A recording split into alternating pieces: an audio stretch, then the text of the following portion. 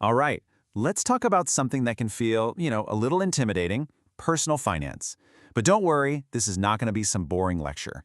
Think of this as your personal roadmap, a super clear, simple guide to get you feeling confident about your money. Let's jump right in.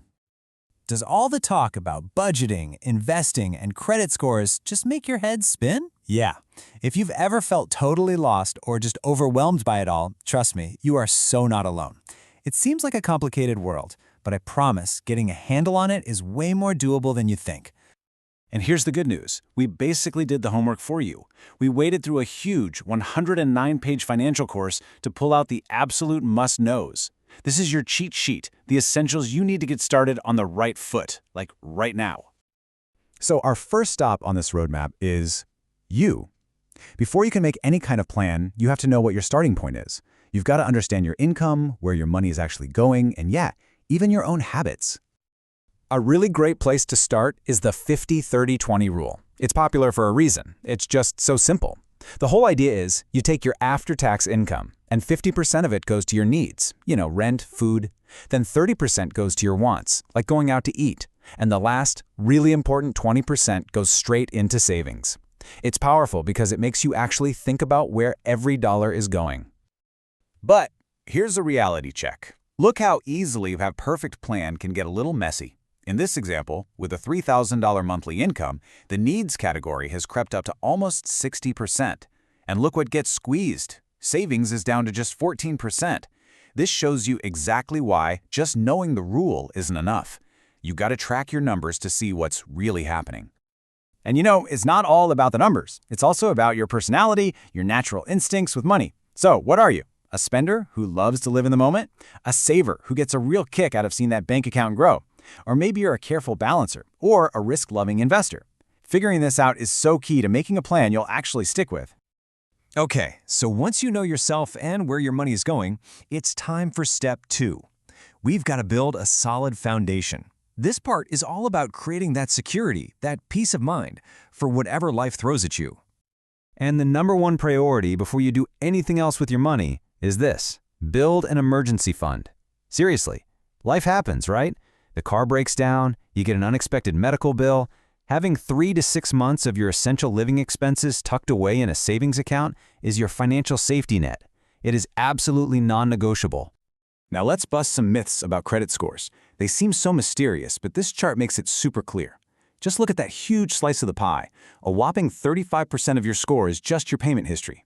That means the single biggest thing you can do for your score is pay your bills on time. Simple as that. And the next biggest piece? Just don't max out your credit cards. So when it comes to saving, there's an order to it. Think of it like a checklist. Priority number 1, always, is that emergency fund we just talked about. Once that's full, then you can start saving for bigger things, like a car or a vacation. And only after those first 2 are taken care of do you really start to focus on long-term investing. Okay, with that solid foundation built, we get to the really exciting part, making your money start working for you. This is where we shift gears from just protecting your finances to actually growing them for the future. It is so important to understand that saving and investing are not the same thing. They're 2 different tools for 2 different jobs. Saving is for short-term goals. It's safe, low risk, but you're not going to see much growth. Investing is for long-term goals, like retirement. It's got more risk, sure, but also the potential for way, way higher growth. Let me tell you a quick story that shows this perfectly. Meet Miguel and Jasmine. Miguel starts investing just $25 a month, right from the get-go. Jasmine, on the other hand, waits 10 years. But to make up for lost time, she invests double the amount, $50 a month. So fast forward a few decades. Who do you think has more money? It's Miguel. Even though Jasmine actually put in more of her own money over the years, Miguel ends up with almost $20,000 more. So how is that even possible? The answer is one of the most powerful forces in finance. Seriously, it's been called the 8th wonder of the world, and it is the secret sauce to building real wealth over time. It's called compound interest, and all it really means is that you earn interest on your money, and then you start earning interest on your interest. It's like a snowball rolling downhill, just gets bigger and bigger on its own. And the one thing it needs more than anything else is time.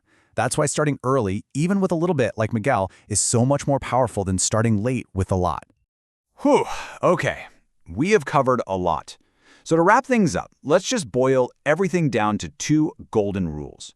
2 simple things to remember to protect yourself on this journey.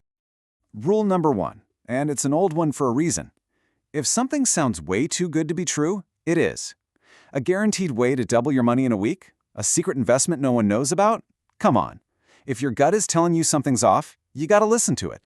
And rule number 2, guard your personal information like it's a pile of cash. Your social security number, your bank passwords, all of it. In today's world, that information is the key to your entire financial life, so protecting it has to be your top priority. So there you have it, a roadmap with 3 clear steps.